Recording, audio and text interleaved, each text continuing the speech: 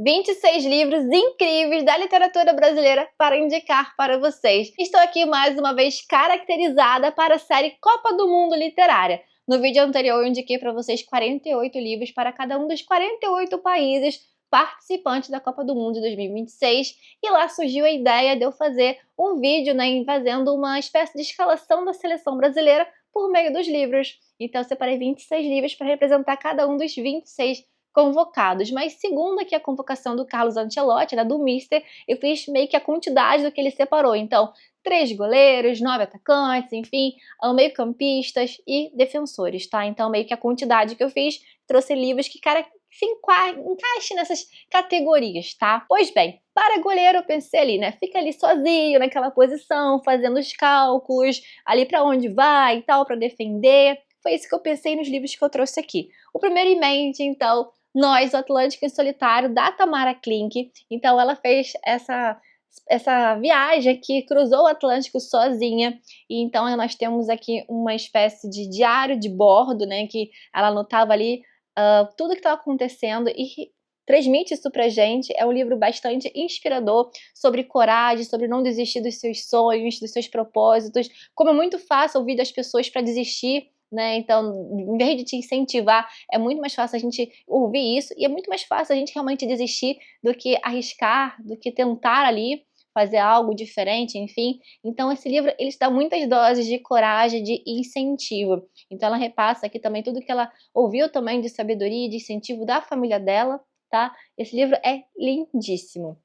Outro aqui, pensando nessa questão de precisão, de cálculos, nada mais justo, então, do que o homem que calculava, do Malbataan. Aqui nós temos a história aqui que se passa naquele mundo meio que das Mil e Uma Noites, das Arábias, Então nós temos o Beremiz aqui fazendo por ali no meio do deserto, enfim, e ele vai se deparar com vários problemas e ele vai resolver tudo por meio da lógica. Isso aqui é um ótimo livro para desmistificar a matemática, mostrando que a matemática ela está presente em tudo, inclusive, é claro, no futebol, tá?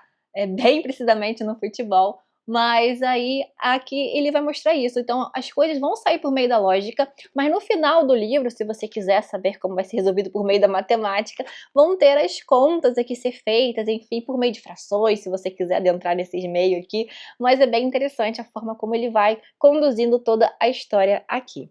E por fim, nessa questão ainda de goleiro, analisar, ele tá sozinho, eu separei esse aqui do Manuel de Barros, que eu gosto muito, que é uma antologia aqui de poesia, de Meu Quintal é maior, isso é maior do que o mundo.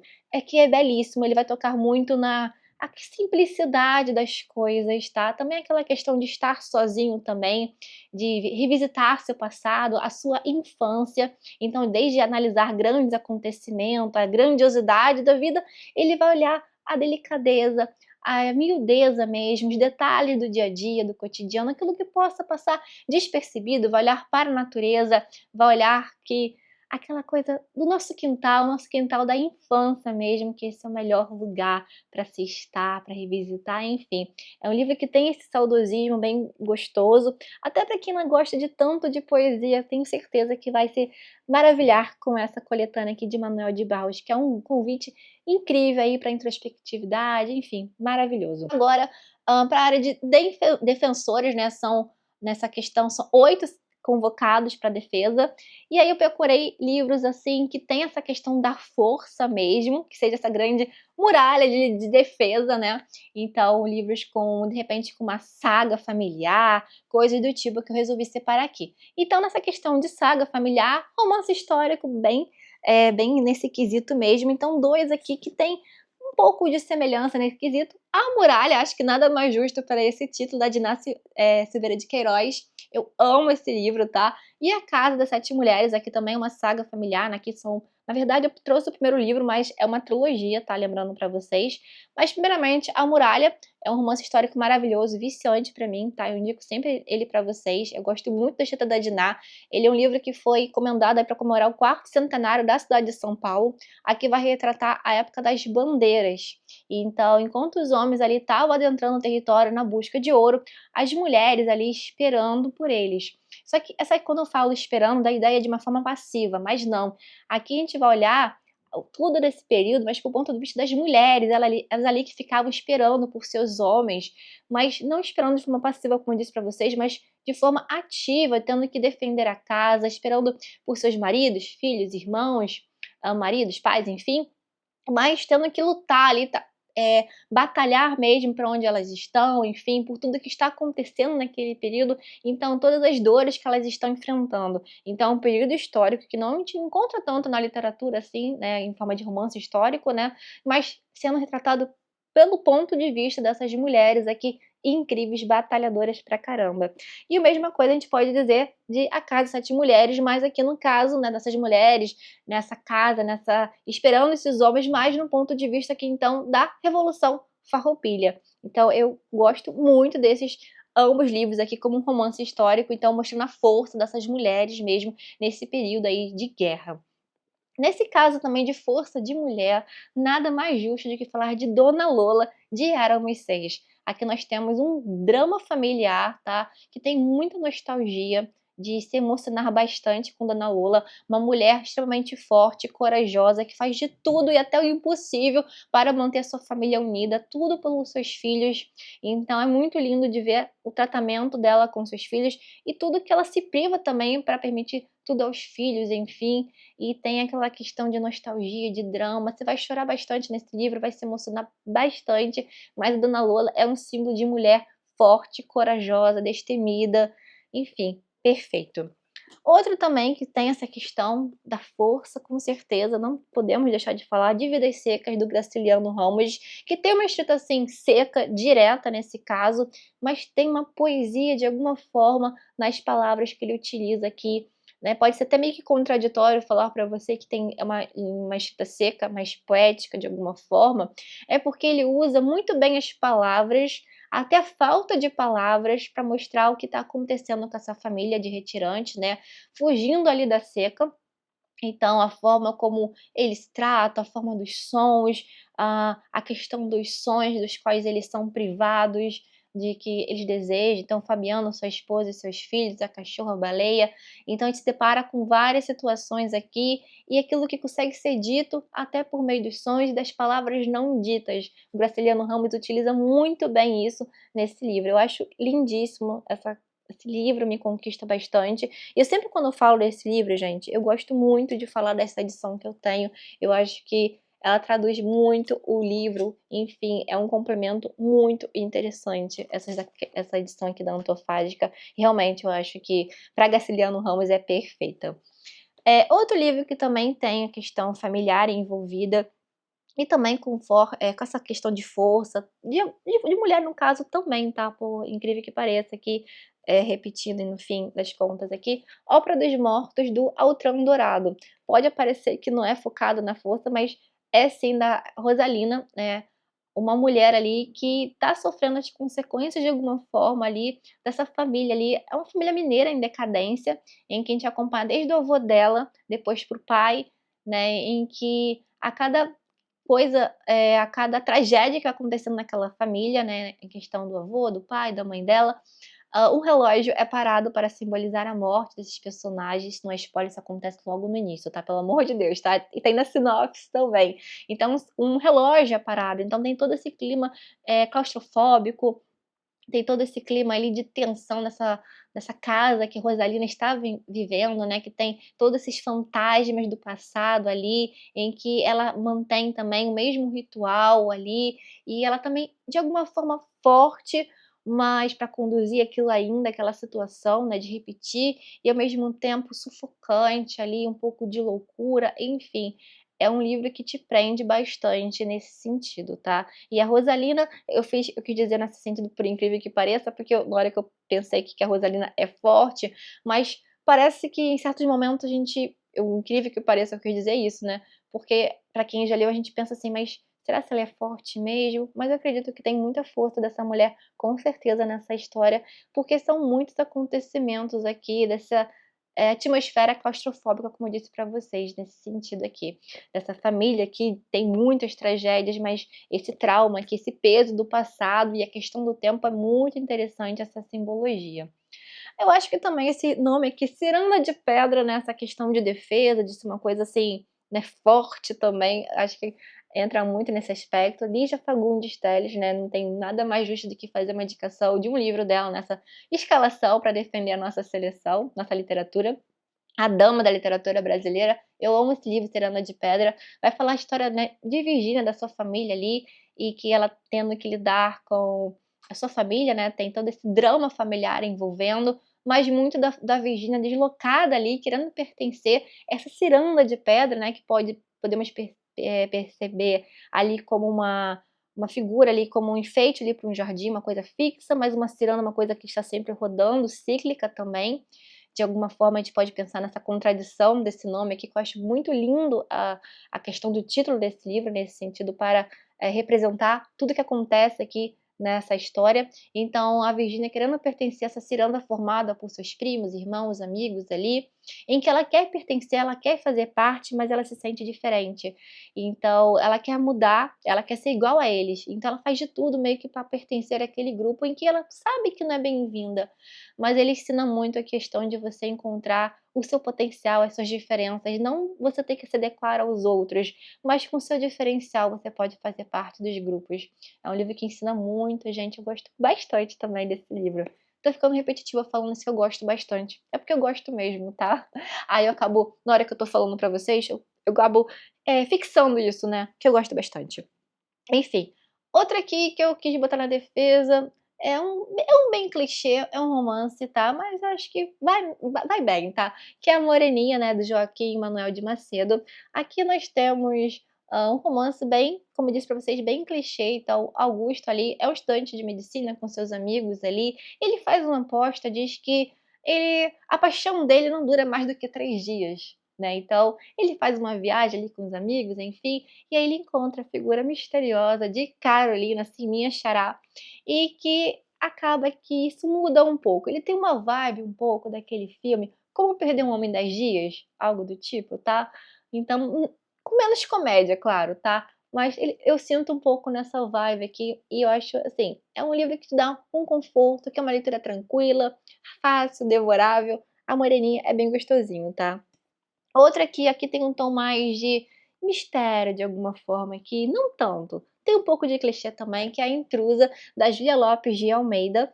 Aqui nós temos, uma mulher, né, uma mulher bem simples, enfim, ingênua e tal, que vai trabalhar como governanta na casa de um homem viúvo. Então ele é obrigado ali, as pessoas estão falando que ele precisa de uma figura feminina ali na casa para cuidar, enfim, e acaba, chamando, né, essa mulher aqui para trabalhar, a Alice, acho que é Alice, isso, Alice, para trabalhar. Só que tem uma coisa que eles nunca se encontram ali na história, eles não se encontram, não se deparam, é uma das, hã, é uma dos requisitos ali na hora da contratação, deles não se encontrarem, mas aos poucos, né, a Alice ela vai botando o seu toque ali, marcando a sua presença, e cada vez mais a gente vai descobrindo algo a respeito de Alice, tá. Agora, enfim, a gente vai falar sobre os meio-campistas, na verdade são 6, tá. Então aqui, nesse sentido, são livros que vão pegar mais nessa questão, psicológica não, mas dessa questão de um livro que tem aquela linguagem, que foca muito na linguagem, né, que tem um trabalho, um raciocínio lógico aguçado ali, então que vai ter essas características, tem essa articulação ali. Tentei pensar em livros nessa forma, né, que tem essa questão. Mas realmente na questão da articulação ali, tá. O primeiro deles é O Alienista, de Machado de Assis, tá. Machado maravilhoso como sempre. Aqui nós temos o Simão Bacamarte, né, um médico, que ele quer estudar simplesmente a loucura, ou como se diz aqui, né, do alienista, os alienados da mente. E aí ele acaba que ele tem uma régua ali que, né, bem imprecisa, né, para definir quem é louco e quem é são, né. Então, na verdade, cada vez mais que ele adentra nos estudos, ele define que mais pessoas são loucas e têm que ser estudadas. E cada vez mais nisso, é um livro super engraçado, super divertido, com grande sátira mesmo, né, típica do Machado de Assis, é uma ótima porta de entrada para você. Acredito que você já tenha lido o Machado de Assis, mas Você pode ter que tenha ficado com algum receio, algum trauma aí da época da escola, mas eu acho que o Alienista ele tira um pouco isso, tá, de você, porque ele é bem tranquilo de ser lido, bem fácil, bem contagiante, porque você se diverte com Simon Bacamarte ao definir a loucura, simplesmente assim, tá. Outro livro aqui que tem essa questão do brilhantismo na escrita, tá, que realmente é maravilhoso, é o Sagarana, do Guimarães Rosa. Eu poderia aqui, né, eu sou louca para indicar isso depois para vocês, mas está num processo de leitura, que é o Grande Sertão Veredas. Mas dá para indicar o Sagarana, porque foi o meu primeiro contato, né, com o Guimarães Rosa. Aqui nós temos uma coletânea, eu acho que são 9 contos, agora eu não lembro se são 8, 9 contos, tá. São de contos aqui, inclusive o último conto, A Hora e a Vez, do Augusto Matraga, é o livro que o Guimarães Rosa vai encontrar realmente o seu diferencial ali, a forma como ele quer escrever, e ele vai acabar trazendo muito isso para o livro dele de Grande Sertão Veredas, tá. Então eu sei que pode ser que vocês, ao citar Sagarana: "Ah, mas você deveria ter indicado Grande Sertão Veredas", não estou indicando, porque eu não fiz a leitura ainda, tá. Está no processo, em breve eu indico para vocês, com certeza, porque eu estou amando. E aqui também se passa, no universo do sertão, Minas Gerais, enfim, toda a questão linguística que ele cria, tudo que ele trabalha aqui de forma brilhante. Eu, quando comecei a ler esses contos aqui, principalmente o Burrinho Pedrez, enfim, que eu me deparei, né, com muito aquela criação de palavras que ele faz, aquela questão de representar da forma como que se fala mesmo no sertão, enfim, em Minas, e eu acabei lendo no início dele um audiolivro para acompanhar a história, e aí tem todo o efeito, é muito bom, super recomendo para vocês, que a experiência é muito boa. E aí depois, aos poucos, onde eu travava a leitura, eu começava a ler em voz alta, isso ajuda bastante também, tá. Fica aí a dica para quem quer driblar aí, o Guimarães Rosa, quer adentrar nesse universo. Tem contos bem interessantes de coisas que acontecem aí no sertão, enfim, maravilhoso esses contos, tá. Eu sei que vai ficar repetitivo, mas nada mais justo do que ainda mais Machado de Assis, né, acho que eu tentei evitar repetições, mas tem alguns livros, tá, gente, que não tem como. Ali, Alienista é meio que um conto. Aí eu quis trazer uma novela do Senhor Machado, tá, que eu gosto bastante, então dou um casmurro aqui para indicar para vocês. E ele tem essa questão, psicológica, né, do narrador ali bem teen, querendo convencer o leitor, né, da traição de Capitu. Eu sou desse partido, tá, ele quer convencer das coisas ali, ele está totalmente louco, obcecado, tem essa mania, tem esse ciúme obsessivo, né, e ele quer convencer o leitor da loucura dele, da loucura não, né, de que ele está certo, só que ele está totalmente louco ali para mim. Então que Capitu, o traiu com o seu melhor amigo. Então a forma como Machado utiliza aqui também poderia perfeitamente entrar Memórias Póstumas de Brás Cubas, mas eu tenho um carinho muito especial por Dom Casmurro. E a forma como que o Machado utiliza as palavras e vai colocando o leitor em dúvida é bem instigante, com certeza muito bem articulado esse livro, né, então nada mais justo do que ele estar aqui representando, fazendo aqui parte dessa escalação, né. Outra aqui, com certeza, né, Clarice Lispector, vocês sabem que eu amo Clarice, Dona Clarice, né. A Hora da Estrela, esse livro maravilhoso, curtinho, mas com grande potencial. Nós temos o narrador aqui, Rodrigo SM, então esse recurso metalinguístico que Clarice usa, eu amo. E ele quer contar uma história, tem essa dificuldade, quer contar, quer falar de Macabeia, e aí depois de muito tempo ali, né, falando que é uma história difícil, não é fácil, enfim, vamos conhecer Macabeia, essa jovem nordestina que vem tentar a vida aqui no Rio, é uma datilógrafa, em que ela come mal, ela é maltratada, ela é ignorada, e o pior de tudo isso, ela não se dá conta que os outros fazem com ela e não se dá conta da sua própria infelicidade, da sua própria tristeza que é a vida, da vida que ela leva, dessa falta de felicidade que ela tem na vida dela. Então isso é muito triste, é muito duro, e você não quer levar a vida como Macabeia. Esse livro te ensina muito, ele é muito forte, ele é muito intenso. Então o que a Clarice faz aqui, o impacto que ela te causa na leitura desse livro é uma coisa sensacional, é inesquecível. O final desse livro para mim acho que é uma coisa perfeita, assim, maravilhosa, sabe, você não esquece realmente, isso aqui vira um conselho de vida para você de não aquele medo, receio de você ser a Macabeia na vida, e se deparar com isso tarde demais, sabe. O outro aqui é O Alquimista, de Paulo Coelho. Aqui a gente vai acompanhar a história do pastor ali, do Santiago, na busca ali da lenda pessoal, né? Não é isso? É lenda pessoal, né? Nessa narrativa aqui de ouvir o coração, de interpretar os símbolos ali do universo, né? Essa coisa mística mesmo. Então tem uma frase que repete-se muito nesse livro, que eu acho que representa muito, tem esse lado filosófico do livro, de quando você quer alguma coisa, todo o universo conspira para que você realize seu desejo. Esse livro eu acho que não tem muito o que ser falado, ele tem muito do que ser sentido, tá? Ele tem essa coisa de te tocar bastante, trazer essa profundidade, tá? Eu sei que, Paulo Coelho tem essas controvérsias, mas eu gosto muito do poder desse livro, tá? Ele é bem simples, tá? Nada muito promissor nesse sentido, mas ele traz essa mensagem aqui de você ouvir realmente o que o universo diz pra você. E às vezes a gente não pesca esses sinais que a vida nos dá ao longo, né? Então às vezes a gente fica pedindo tantos sinais da vida, tanto orando por isso, por algo, mas não percebe coisas muito claras ao nosso redor. Então, se você olhar com cuidado as coisas, você vai acabar percebendo alguns sinais aí que a gente pede tanto por respostas, mas aparecem pra gente com certeza, tá? Então, O Alquimista, de Paulo Coelho, para recomendar para vocês. E por fim, nessa seleção aqui, tá? Temos O Sedutor do Sertão, do Ariano Suassuna. Eu amo Suassuna. Aqui nós temos também uma dupla de vigaristas, de alguma coisa assim, de malandros. Vamos estar de malandros aqui, querendo se dar bem. E esse livro é uma boa forma, se você tem receio de entrar no Ariano Suassuna, né? Por meio das peças de teatro, que eu particularmente amo, e vou indicar depois em breve para vocês ali na próxima categoria de atacantes.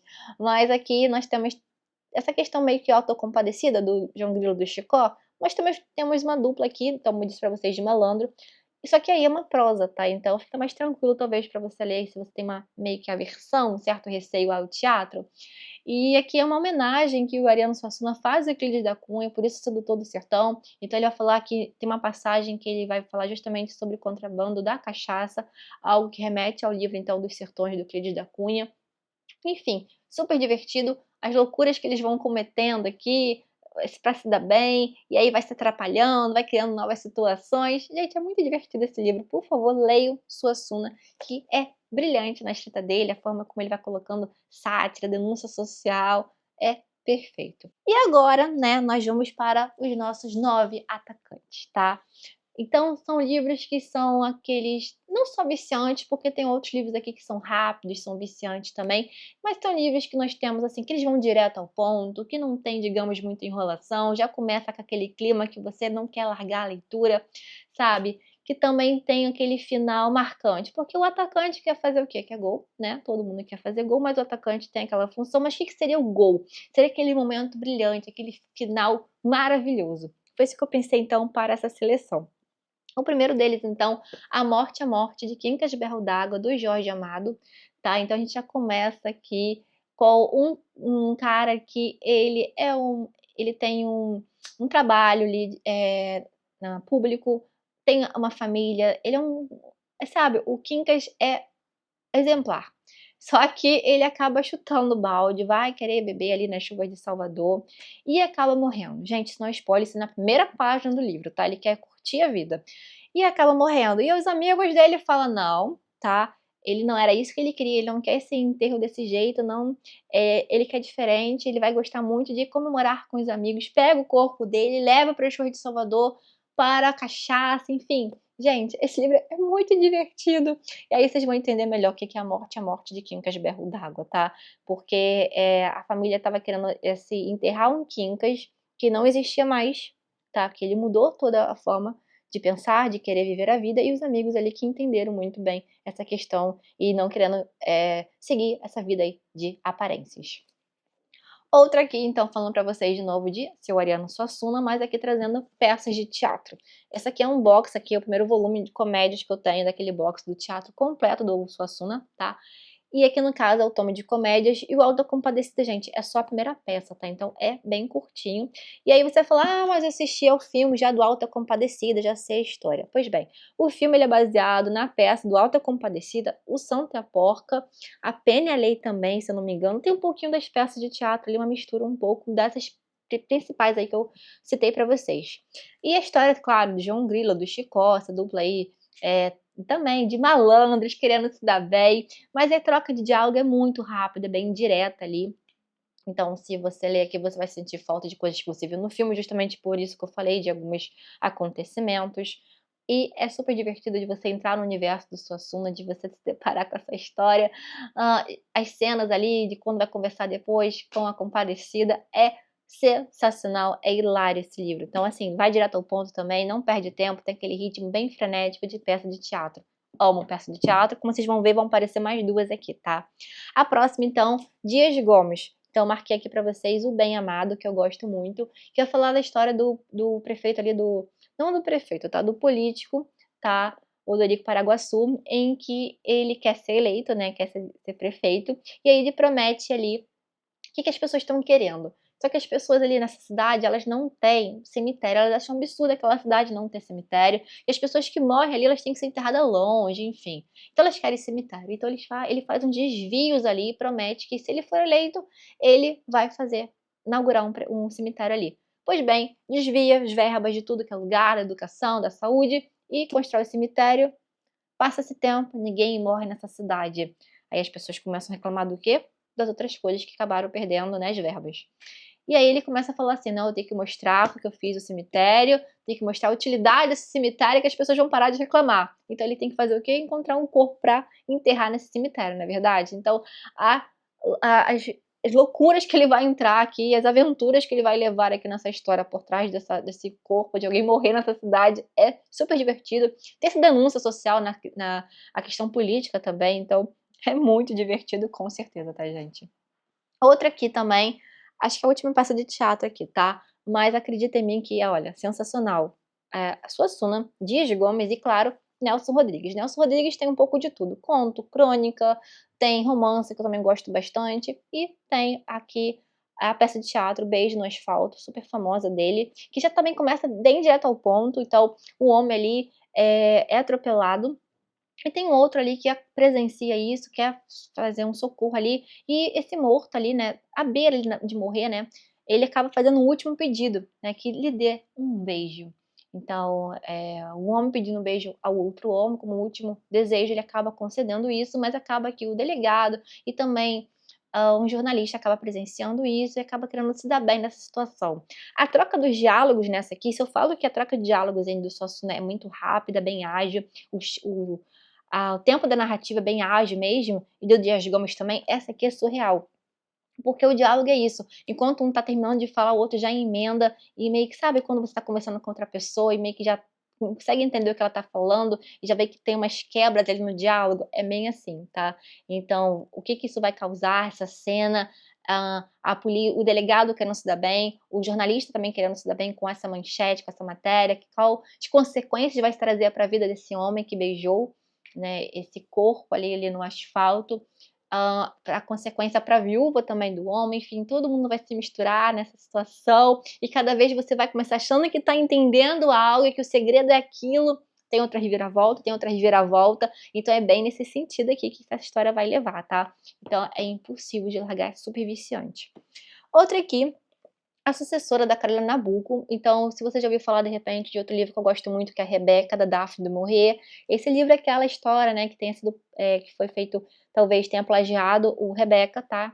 Não, desculpa, o Rebeca talvez tenha plagiado este livro aqui, a sucessora, que vai falar justamente isso, sobre uma mulher ingênua também, que vai acabar casando com um homem viúvo, e que tem toda aquela fantasma, de alguma forma, da primeira esposa ali, assombrando aquela casa, aquele retrato ali bem potente na sala, fazendo sempre, marcando presença aquela primeira esposa. Então tem essa atmosfera bem sufocante do que está acontecendo ali, porque todos da casa idolatram essa mulher. O que tem de mistério? Tem esse clima que não é tanto gótico quanto Rebeca, mas tem esse clima aqui, essa atmosfera do que é essa primeira esposa, de quem é ela, o que acontece por todos a idolatrarem. É bem legal de acompanhar. Tem um outro aqui, que é um conjunto um conjunto não, né, na verdade são 2 contos do João Baldo Ribeiro, que é o Noites Lebloninas. Então aqui era um projeto do Baldo Ribeiro, né, de fazer realmente um livro de vários contos que se passasse nesse bairro típico aqui do Rio, né, que é o Leblon. Pra quem não conhece, meio que nas novelas do Manuel Carlos, Leblon então já sabe o que que é. Então vai ter esse cenário ali. E são cenas retratadas por porteiros. Então ele acha que nada mais justo, né? O porteiro é aquele que tudo sabe, que tudo vê. Então todas as histórias que ele estão vendo no prédio que ele trabalha, no prédio ao lado. Então você se depara isso com... São duas histórias aqui super divertidas, principalmente o Cachorro Fala Fina. Eu acho que é esse o nome do conto, se eu não me engano. Isso, tem o Noites Lebloninas, que é o primeiro conto, e o segundo é o Cachorro Fala Fina e Seu Dono, Dagoberto, que é hilário. Então tem essa questão do porteiro mesmo, de, sabe, aquele que sabe tudo da fofoca, que passa a fofoca pro outro, enfim, que se mete em encrenca. É justamente isso. Então tem essa atmosfera meio de Manuel Carlos também, de porteiro que tá sempre presente ali nas histórias. É Noites Lebloninas, do João Baldo Ribeiro, tá? Outra aqui, então, é Senhora, do José de Alencar, né? Falei de Machado, tem faltando falar também de Seu José de Alencar. E, assim, pode falar, José de Alencar é difícil, porque eu tenho aquela lembrança de Iracema, de Guarani, enfim. Gente, eu juro, os romances urbanos de José de Alencar, eles são maravilhosos. E o meu preferido é Senhora, tá? Eu gosto do Sílula, de Diva, mas Senhora sempre ganha meu coração, tá? Até porque nós temos uma história aqui de romance, de vingança. Nós vamos acompanhar aqui a Aurélia, tá? A Aurélia, ela é jovem, pobre, ela é apaixonada pelo Fernando, só que ele é bem ambicioso e acaba descartando ela porque está de olho no dote de uma outra mulher. Mas coisas vão acontecer, a Aurélia, né, dispensada, vai acabar depois enriquecendo e volta rica. E aí ela quer se vingar de Fernando, nada mais do que uma mulher querendo se vingar de um homem com dinheiro. Gente, isso aqui é um prato cheio, bem estilo assim, o Conde de Monte Cristo, tá? Que a vingança dela não é tão minuciosa dessa forma, mas se você gosta dessas histórias de vingança, vai amar Senhora, tá? Então, ela arma um plano e acaba meio que comprando esse casamento com o Fernando, então é bem legal de acompanhar, então, esse casamento de aparências, se eles se amam ainda, se não se amam, e é adrenalina pura até o final, tá? Outra aqui é o Noites na Taverna, tá? Eu sempre confundo o nome, do Aloysio Azevedo, isso, do Aloysio Azevedo. O Noite na Taverna, ele vai acompanhar a história ali, você vai ter um grupo, né, reunido ali, de amigos, contando as histórias mais macabras que eles conhecem. Então você tem a abertura ali, como se fosse uma janela ali mesmo, em que você tem esse grupo reunido ali para contar as histórias, e aí depois, ao longo dos próximos capítulos desse conto, barra novela, de alguma forma assim, você vai ter o conto de cada um desses amigos ali reunidos. E cada conto é mais macabro do que o outro. Aqui é o primeiro e grande representante nosso no início ali da literatura gótica no nosso país, tá? Então tem essa representatividade nesse sentido. Não é esse tamanho todo do livro não, tá? Essa aqui é uma edição que eu tenho da Dark Side, que é o Medo Imortal, que tem vários contos do Machado, da Júlia Lopes de Almeida, de outros livros de Coelho Neto, enfim, João do Rio. E aí tem a parte do Aloysio Azevedo. E aí tem o conto aqui inserido aqui em uma parte aqui desse livro, tá? Só fazendo esse adendo aqui. Pois bem, então à medida que os capítulos vão avançando, vão sendo contados contos. Mas aos poucos a gente vai percebendo que eles têm uma certa ligação. E quando a gente vai adentrando aí, avançando aos capítulos até chegar ao final. Então esse aqui vai ser marcado por isso, aquele final emocionante de alguma forma, não sei se é emocionante, mas um tanto revelador. Então aquele final bem que representa mesmo como se fosse o gol ali, tá? Então esse final grandioso de alguma forma. Por último, tá? Bem grandioso, que eu gosto bastante, que quem me conhece ainda não apareceu aqui nessa lista, é impossível, né? Meu Pé de Laranja Lima, do José Mauro de Vasconcelos. A gente vai acompanhar a história de José, esse menino aqui maltratado pela família, que ele vai usar da imaginação dele para sobreviver nesse meio aqui. Então, o Zezé, ele acaba fazendo amizade ali na imaginação dele com o Pé de Laranja Lima dele, em que vai ser o companheiro de aventuras, com quem ele vai desabafar tudo, mas depois aparece a figura do seu Portuga. Para mim, uma das amizades mais lindas, mais sinceras da literatura. É um livro muito emocionante, muito tocante, que você acompanha esse menino, a forma como ele vai lidar com tudo isso. É um livro extremamente emocionante. Se você não leu, acredite. Se você nunca chora por meio de livros, enfim, esse livro vai mudar tudo e tem muito da empatia envolvendo. O final também é inesquecível. Então tem essa questão da categoria de atacante justamente por isso, de ser aquele final inesquecível, marcado por um golaço mesmo, tá bom? Agora então, pessoal, depois dessas 26 recomendações para vocês, tá? Eu tentei variar bastante aqui, mas tem alguns escritores realmente que têm meu coração, e aí eu não consigo não indicar para vocês, então eu tentei pegar a questão de teatro, a questão da prosa também, em alguns casos. Eu falei, não, mas para a categoria Catacães tem que ter mais. Sabe aquelas coisas que eu queria botar alguns escritores ali representando direitinho para que eles signifiquem ali, simbolizam ali. Enfim, gente, eu quero saber de vocês, quem que vocês escalariam para a seleção brasileira. O que que vocês substituiriam da minha escalação? Sabe aquela disputa? Não, esse aqui não deveria estar aqui, deveria ter convocado um livro desse escritor que está faltando. Fiquem à vontade para fazer as alterações de vocês, definam aqui o time de sonhos de vocês da nossa seleção por meio da literatura brasileira, tá? E quem seria aqui o Neymar? Quem seria o Vini Júnior? Enfim, quem seria o Casimiro? Que para vocês representem aqui. Vocês gostaram da minha seleção? Me contem aqui, tá? Estão gostando desses conteúdos de Copa do Mundo Literária? Eu posso trazer mais vídeos assim, eu quero trazer depois falando de alguns livros que escolhi, tá? Daquele outro vídeo que eu fiz dos países, tá bom? Pois bem, acho que é isso, tá? Lembrando que tudo que eu falei aqui tem links aqui no box de descrição para vocês. E façam a escalação de vocês que eu quero saber, tá bom? Pegar dicas com vocês, tá bom, pessoal? Lembrando sempre que o nosso vídeo termina, mas o nosso bate-papo não, ele continua sempre aqui nos comentários. Olha, um beijo enorme, tchau, tchau. Até o próximo vídeo.